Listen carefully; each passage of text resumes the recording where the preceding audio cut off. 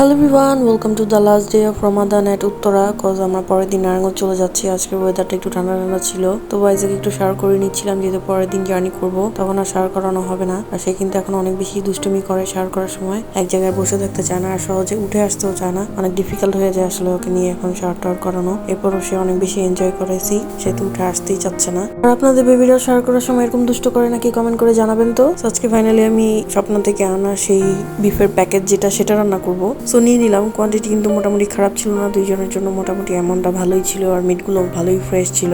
So আজকে ইফতারের প্রিপারেশনে টুকটাক রেখেছিলাম কিছু চপ, কয়েকটা পাকোড়া, দেন নুডলস আর হালিম এনেছিল আইজার পাপা। আর এখানে কয়েকটা চিকপি সিদ্ধ করা ছিল, সো এটা দিয়ে স্যালাড মেক করেছিলাম। আর ছিল ইউজুয়াল শসা এন্ড শরবত। সো এগুলো দিয়ে আলহামদুলিল্লাহ আমরা ইফতার করে নিলাম সুন্দর করে। সো এখন জাস্ট হালিমটা খাওয়ার পালা। নামাজ পড়ে এসেছিলাম হালিম খাওয়ার জন্য, আগে থেকে খেয়ে ফেললে অস্বস্তিকর ফিল হয়। নামাজ পড়ে যেন রিল্যাক্সে খেতে পারি, দ্যাটস ওয়াই নামাজ পড়ে আসলাম আর কি। সো আমি জাস্ট দেখিয়ে দিচ্ছিলাম কতটা ঠিক ছিল আজকের হালিমটা। অলরেডি মেবি আপনারা এটা একটা রিলে দেখিয়ে ফেলেছেন।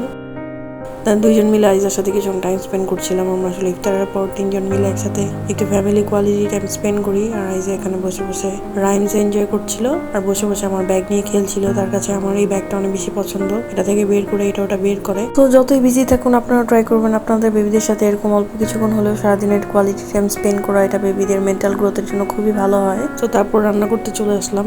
প্রথমেই কষিয়ে নিচ্ছিলাম মাংসটাকে সুন্দর করে, তারপর আলু অ্যাড করে দিলাম। সেই রান্না করার পর কিন্তু কোয়ান্টিটি ভালোই মনে হচ্ছে, মানে মোটামুটি আমরা 2 বেলার মতো খেতে পারবো এখানে যে কোয়ান্টিটি ছিল। কজ এর থেকে বেশি রান্না করলে আসলে আমরা পরের দিন চলে যাচ্ছি, ওয়েস্ট হয়ে যেত বা পরে এসে আবার খেতে হতো, সেটা ভালো লাগতো না। যাচ্ছি আজকে আসলে এই প্যাকেজটা আমরা ইউজ করছিলাম আর কি। দেন এখানে একটু ভুনা খিচুড়ি করে নিচ্ছিলাম। আইজার বাবার যেটা অনেক বেশি পছন্দ, মানে গরু মাংস হলো তাকে ভুনা খিচুড়ি খেতেই হয়। সেখানে ভুনা খিচুড়িটা আমার হয়ে গিয়েছে সুন্দর করে, খুব সুন্দর একটা স্মেল আসছিল আর খুব একটা ঝাল হয়নি। সো আইজাও খেতে পেরেছে আমাদের সাথে আজকে এটা। দেন আমি বিফটা এখনো করছিলাম আর কি। বিফটা হতে একটু মোটামুটি সময় লেগে গিয়েছে, যেহেতু একদম কম তাপে ইউজ করছিলাম। আর আজকে একটু গ্রেভি টাইপের, মানে গ্রেভিটা যেন ঠিক হয় এরকম একটা বিফ রান্না করে ট্রাই করছিলাম আর কি। সো অনেকক্ষণ নিয়ে টাইম নিয়ে আস্তে আস্তে করে করছিলাম যেন নিচে দিয়ে লেগে না যায়। যেন একটু নাড়াচাড়া করে নিলাম আর মোটামুটি হয়ে এসেছে আমার বিফটা। দেখতে কিন্তু ভালোই লাগছিল আর খেতেও ভালোই হয়েছিল। তো আপনারা যারা ব্যাচেলার আছেন ওর বাসায় ফ্যামিলি মেম্বার খুবই কম বা ছোট কোনো অ্যারেঞ্জমেন্টের জন্য দরকার, তারা কিন্তু চাইলে এই প্যাকেজগুলো ইজিলি নিয়ে নিতে পারেন স্বপ্ন থেকে। সো আমার কাছে ভালোই লেগেছে। নেক্সট টাইম আমি লাগলে অন্য কিছুর জন্য ডেফিনেটলি আবারও ট্রাই করবো এটা। তারপর চলেন আপনাদের সাথে আজকে আমার একটা পার্সেল আনপ্যাকিং করি। এটা ছিল ইয়াকিন নামে একটা পেজ থেকে। আমার অনেকদিন ধরেই একটা টোট ব্যাগ দরকার ছিল, যেহেতু আইজার সবকিছু স্টাফ আমাকে নিয়ে বের হতে হয়, মানে যখনই বের হই।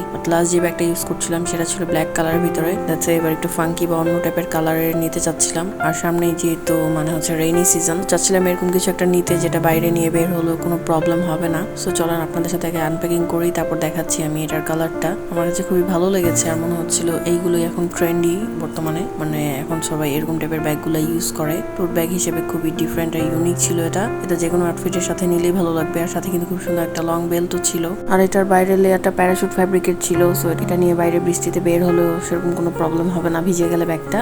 সো আমার ব্যাগটা আপনাদের কাছে কিরকম লেগেছে সেটা কিন্তু অবশ্যই জানাবেন। সো আজকের ব্লগটা এই পর্যন্তই ছিল। Thanks for watching. আল্লাহ হাফেজ।